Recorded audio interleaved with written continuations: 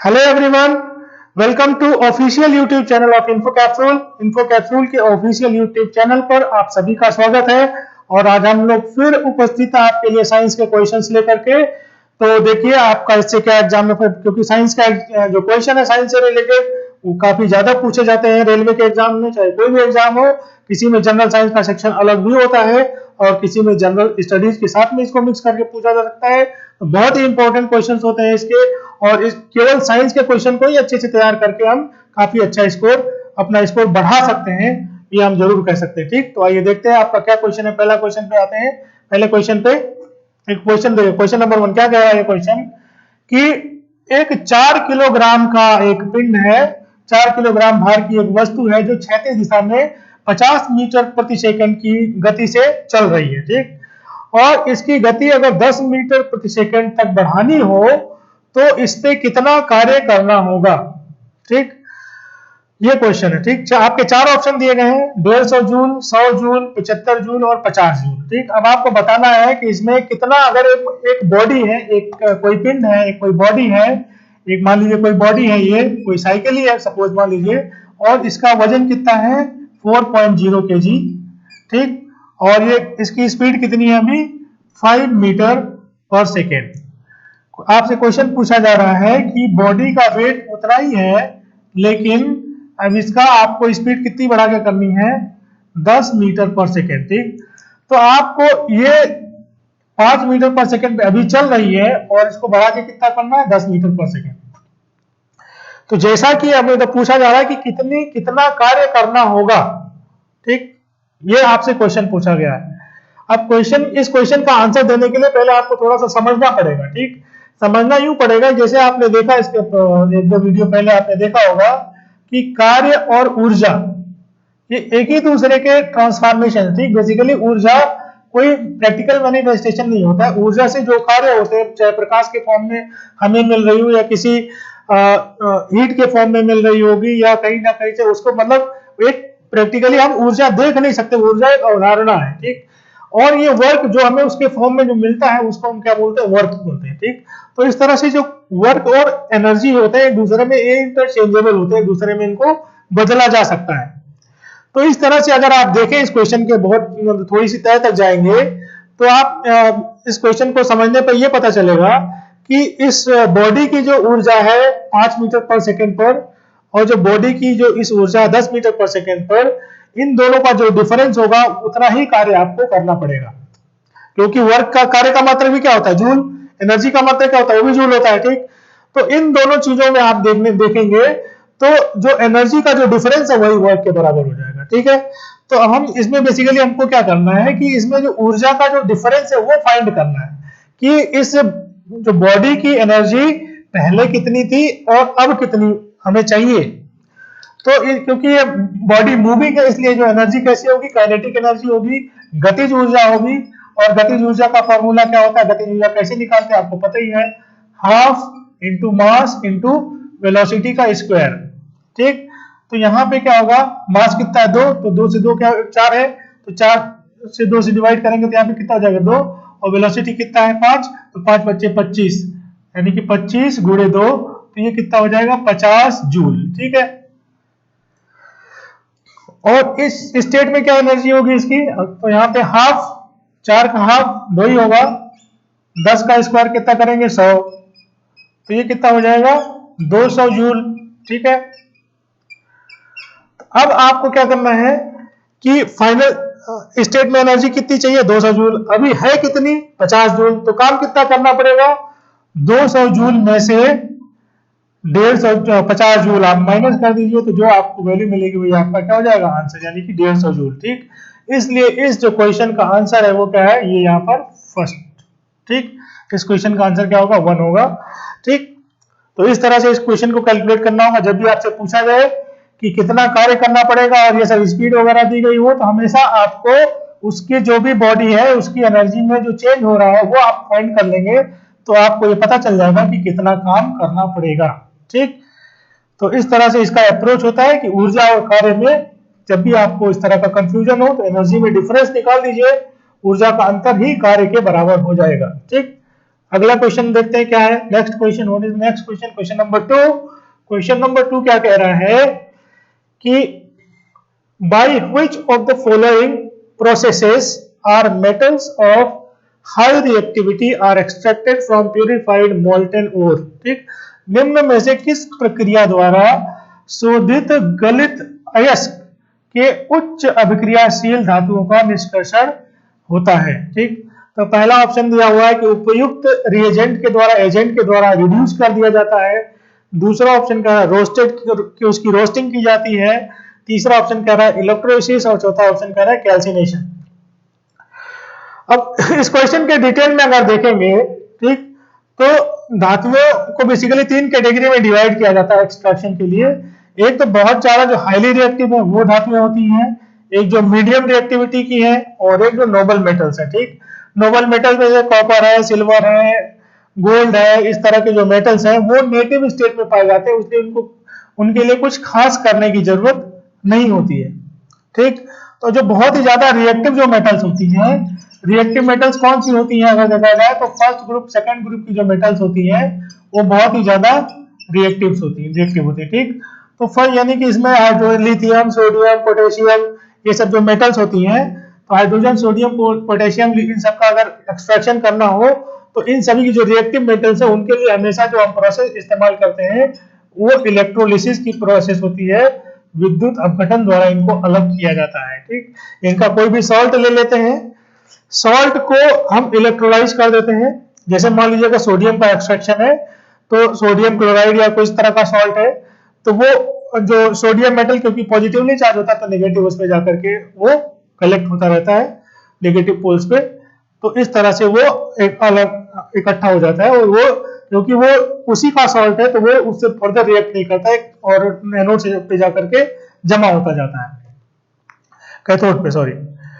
ठीक, और दूसरी तरह की जो मेटल्स होती हैं उनको हम क्या करते हैं, जैसे मान लीजिए आप अगर जो इंटरमीडिएट रिएक्टिविटी की जैसे आयरन वगैरह है, ठीक, तो इन सब के लिए क्या करते हैं हम, जो आपका जो दूसरा जो उपयुक्त एजेंट द्वारा अपचेन में रिड्यूस, जैसे कार्बन के साथ में उसको, कार्बन के साथ में यहाँ पे जो रिएक्टिव मेटल्स में आप देखेंगे सोडियम है, ठीक, पोटेशियम है, एल्यूमिनियम है, ये सारी मेटल्स रिएक्टिव होती हैं और इनको इलेक्ट्रोलिसिस के द्वारा निकाला जाता है।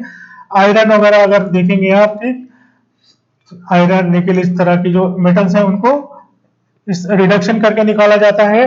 बाकी जो आप देखेंगे कॉपर, सिल्वर, गोल्ड, ये सब जो मेटल्स हैं, कॉपर का Cu, silver gold, silver Ag, gold, तो ये सब जो मेटल्स हैं ये नेटिव स्टेट में ही पाए जाते हैं। इनको सिर्फ शुद्ध करने की जरूरत होती है, ये रिएक्ट नहीं करते हैं, इसीलिए इनको जो है गहने और आभूषण के रूप में इस्तेमाल किया जाता है और इसीलिए इनकी चमक भी नहीं जाती है। ठीक, तो इसलिए इस क्वेश्चन का जो आंसर होगा वो क्या हो जाएगा, थर्ड ऑप्शन आपका, ये थर्ड आंसर आपका ऑप्शन होगा। ठीक, बाकी रोस्टिंग और ये जो कैल्सिनेशन की जो प्रोसेस है, ये मेटल्स या जो एलिमेंट्स को जो एक्सट्रैक्ट करते हैं उनके बीच की प्रोसेस है, ये फाइनल प्रोसेस नहीं होता है। ठीक है, ये एक ट्रीटमेंट का प्रोसेस है, रोस्टिंग या कैल्सिनेशन।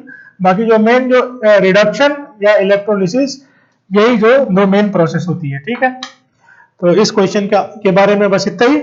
आइए देखते हैं अगला क्वेश्चन क्या है। नेक्स्ट क्वेश्चन क्या है, किस चीज के बारे में है, किस चीज को लेकर के है। Question number 3। क्वेश्चन नंबर 3 कह रहा है which of the following acids is present in red ants. लाल चींटियों में कौन सा जो अम्ल पाया जाता है, ये आपको क्वेश्चन में बताना। ठीक, तो इसमें भी अगर आप देखेंगे थोड़ा सा टर्मिनोलॉजी आपको पता होना चाहिए, शब्द कुछ टेक्निकल याद मतलब होना चाहिए, रूट वर्ड्स जिनको बोलते हैं।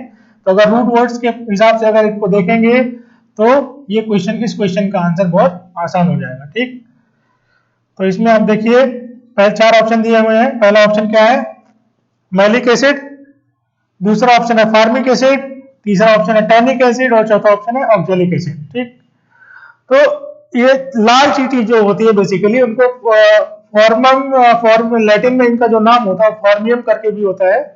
तो यहाँ पे इसलिए इसका जो आंसर है वो आपका होगा क्या, फॉर्मिक एसिड, यहाँ पे ये इसका आंसर हो जाएगा। लेकिन बाकी ऑप्शंस को अगर आप देखें तो मैलिक एसिड। ठीक, तो मैलम जो वर्ड है वो मैलम वर्ड बेसिकली एप्पल के लिए इस्तेमाल किया जाता है। तो मैलम जो लैटिन नाम है इसका एप्पल के लिए, ठीक।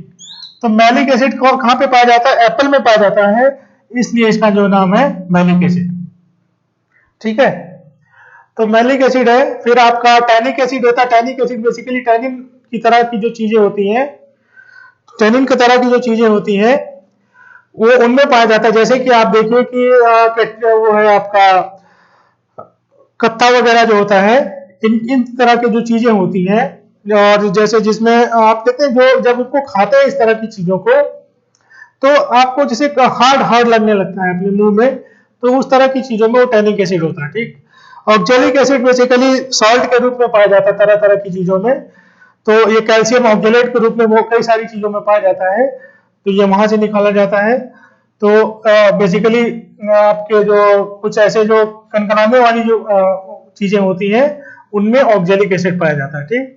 तो मैलिक एसिड सेब में होता है, फॉर्मिक एसिड चींटियों में पाया जाता है, टैनिक एसिड इस तरह के जैसे कत्था वगैरह की तरह की चीजों में होता है, और ऑक्जेलिक एसिड जो कनकनाने वाली जो चीजें होती हैं उनमें पाया जाता है, ठीक। तो इसलिए इस क्वेश्चन का आंसर क्या हो जाएगा? 2, ठीक। आइए आइए देखते हैं फोर्थ क्वेश्चन क्या कह रहा है। फोर्थ क्वेश्चन कह रहा है कि वन नंबर ऑफ रेजिस्टर्स, प्रतिरोध, कई सारे जो रेजिस्टेंस या रेजिस्टर्स जिनको बोलते हैं, कई सारे प्रतिरोध जब श्रृंखला में जुड़े हो, सीरीज में जुड़े हो, तो करंट पर क्या इफेक्ट पड़ेगा, ठीक। पहला ऑप्शन कह रहा है कि बढ़ जाएगा करंट, दूसरा ऑप्शन कह रहा है आधा हो जाएगा, तीसरा कह रहा है घट जाएगा, चौथा ऑप्शन कह रहा है कि वही रहेगा, ठीक। तो अब देखिए, आपने देखा होगा जो हमारे घरों में जो कनेक्शन होता है, बिजली का कनेक्शन होता है, वो बेसिकली पैरेलल में होता है। यानी कि पैरेलल में क्या होता है कि जितने भी पोर्ट, जैसे मतलब आपका एक ये मेन फेस है, दूसरा वाला जो ये दोनों तार है वो किसी भी डिवाइस से जुड़ते हैं। जैसे मान लीजिए बल्ब है, यहाँ पे बल्ब लगा हुआ है, फिर यहीं से ये दोनों तार आगे बढ़ेंगे, फिर ये किसी और डिवाइस में लगेंगे, फैन वगैरह में लगेंगे, ठीक है। फिर और यहीं से दोनों, ये क्या पैरेलल कनेक्शन है, ठीक। सीरीज में कनेक्शन कैसे होता है कि जैसे मान लीजिए ये बल्ब है, ठीक, तो इसका एक फेस इधर लगा हुआ है, तो दूसरा फेस क्या होगा, इधर से आएगा, ठीक। इधर से आएगा तो क्या होगा, इसमें यहाँ पे अलग अलग फैन लगे होंगे, ठीक। तो इस तरह से अगर आपने देखा होगा जैसे झालर वगैरह आप देखते हैं, तो पहले इसको इस तरह के कनेक्शन में जोड़ा जाता है। तो जब ये इस तरह से आप जोड़ते हैं, तो जितना लंबा इसको आप करते जाते हैं, इसकी रोशनी उतनी डिम होती जाती है। मतलब कि जो करंट है वो क्या होती है, इसमें घटती जाती है, डिक्रीज करती जाती है, ठीक। और इसमें आप देखेंगे पैरेलल में, आप घर में कोई भी लगाइए, कहीं भी लगाइए, वो हमेशा एक ही जैसा आपको जलता हुआ दिखाई देगा। और ये कौन सा कनेक्शन है, ये पैरेलल कनेक्शन है, ठीक। तो इसमें करंट पे कोई फर्क पड़ रहा है, नो चेंज, ठीक। तो इस तरह से जो इस क्वेश्चन का जो आंसर होगा वो क्या होगा, थर्ड ऑप्शन आपका यहाँ पे करेक्ट हो जाएगा इसका। यानी कि जब श्रृंखला में, सीरीज में जब जुड़ते हैं तो उसमें करंट का मान घटता है, अगर पैरेलल में जुड़ते हैं तो उनपे कोई फर्क नहीं पड़ता है, ठीक है। ये इस क्वेश्चन का आंसर होगा 3। आइए अगले क्वेश्चन पे चलते हैं, क्वेश्चन नंबर 5। क्वेश्चन नंबर 5 बहुत ही सिंपल है, बहुत ही आसान है, ठीक। ये क्वेश्चन अगर आप साइंस के स्टूडेंट है तो वो आपके लिए कोई बात ही नहीं है, अदरवाइज ये क्वेश्चन बहुत ही सिंपल है, बहुत ही आसान है। क्वेश्चन में क्या पूछा गया है, how many atoms are present in NH4 twice SO4 molecule. आपको बताना है कि इस मॉलिक्यूल में कितने अणु, कितने परमाणु है, ठीक। तो इसके स्ट्रक्चर में अगर आप देखें, आपको क्या बोला जा रहा है, NH4 इसका 2 टाइम्स और फिर SO4। आपको ये बताना है कि इस ये क्या है, मॉलिक्यूल है, ठीक। इस मॉलिक्यूल में कितने एटम्स हैं, ठीक। तो अब इसके ब्रैकेट के अंदर देखें तो कितने एटम्स हैं, हाइड्रोजन के 4 और नाइट्रोजन के 1। तो यहाँ पे कितने एटम्स हैं, 5, और 5 कितनी बार है, 2 बार, तो 5 दूनी कितना हो गया, ये 10, ठीक। फिर सल्फर का कितना हो गया, 1 एटम, फिर ऑक्सीजन के कितने हो गए, 4 एटम, टोटल कितने हो गए, 15 एटम, ठीक। ये बहुत ही स्ट्रेट फॉरवर्ड क्वेश्चन है।